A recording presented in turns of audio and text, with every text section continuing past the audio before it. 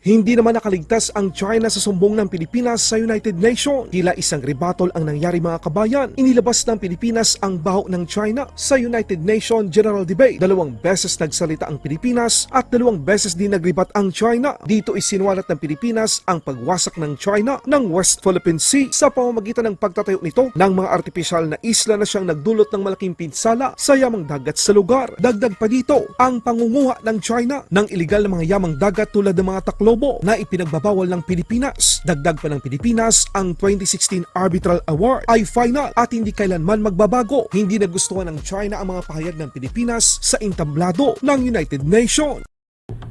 I now call on the representative of the Philippines.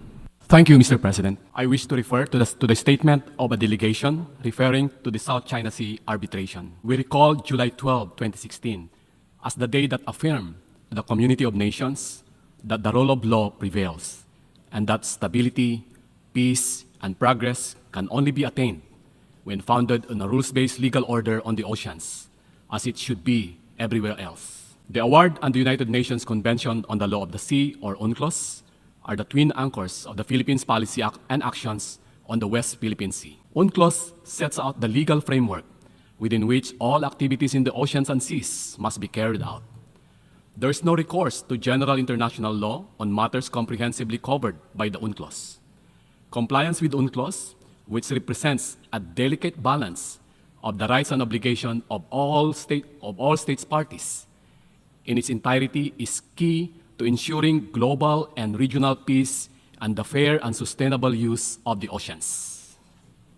The award and affirmation of UNCLOS dispute resolution mechanisms not only sets reason and right in the South China Sea, but is an inspiration for how matters should be considered through reason and right by states facing similarly challenging circumstances. It authoritatively ruled that the claim of historic rights to resources within the sea areas falling within the 9-dash line had no basis in law and is without legal effect.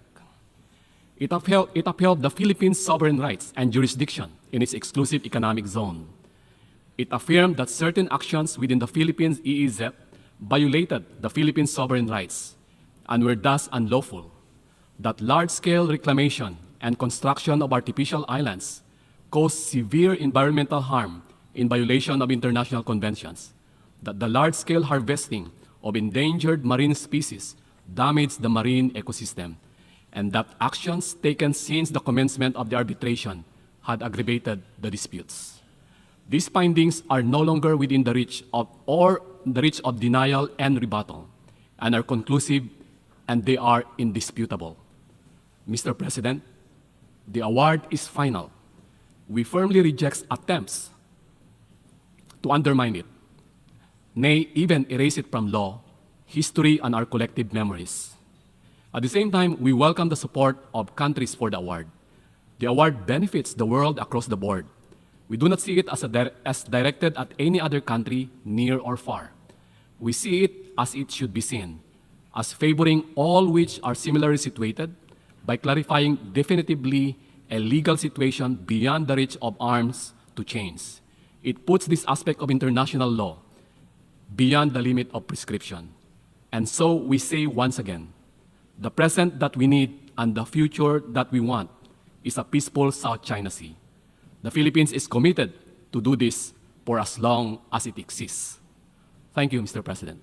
I give the floor to China. Mr. President, in response to yesterday's statement by Australia and today's statement by the Philippines, China exercises its right of reply. China always believes that the United Nations is not the appropriate place for discussing the South China Sea issue. However, it is necessary for us to make a solemn response. Given that erroneous remarks has been made, the South China Sea arbitration was unilaterally initiated by the Philippines, which violated the principle of state consent and contravenes international law, including UNCLOS, and the tribunal exceeded its authority and made unjust ruling, and the award is illegal and invalid. China does not accept or recognize the ruling, nor does it accept any claims or actions based on that. China's territorial sovereignty and maritime rights and interests in the South China Sea are not affected by the ruling under any circumstances.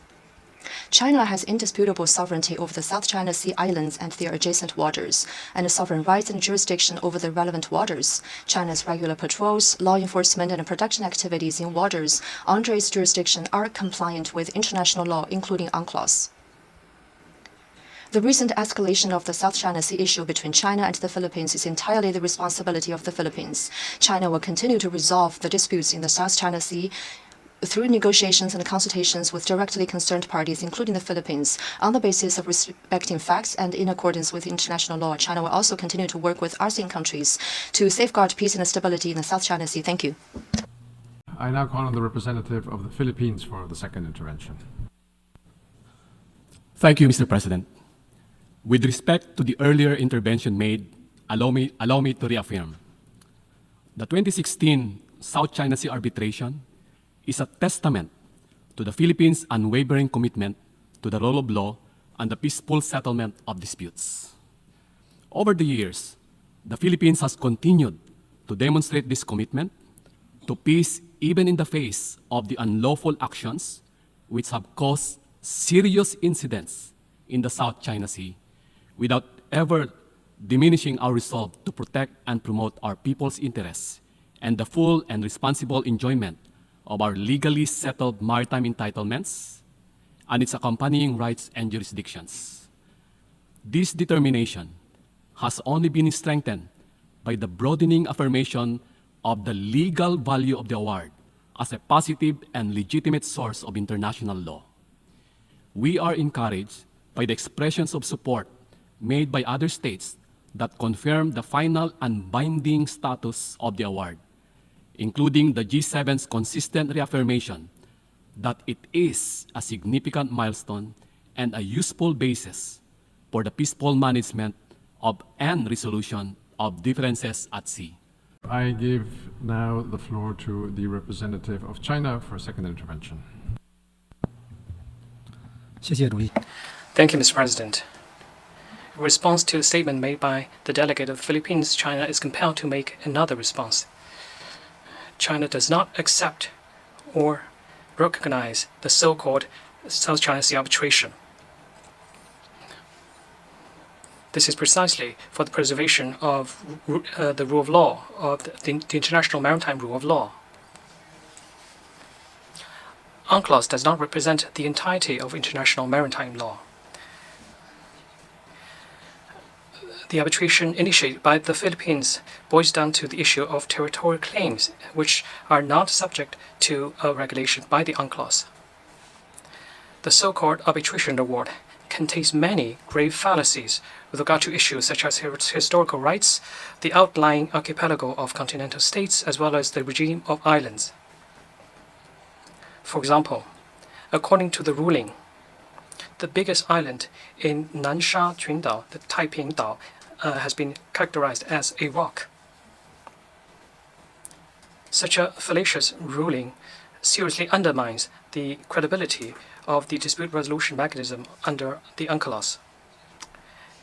If this argument, as contained in the ruling, has been accepted, then many countries' islands will become rocks and therefore are not entitled to full maritime rights. China's position is based on the maintenance of China's territorial rights and maritime interests and rights. It is also driven by the conviction that it is necessary to maintain the integrity and authority of the UNCLOS, prevent the UNCLOS from being abused, and prevent the international law being undermined. Thank you, Mr. President.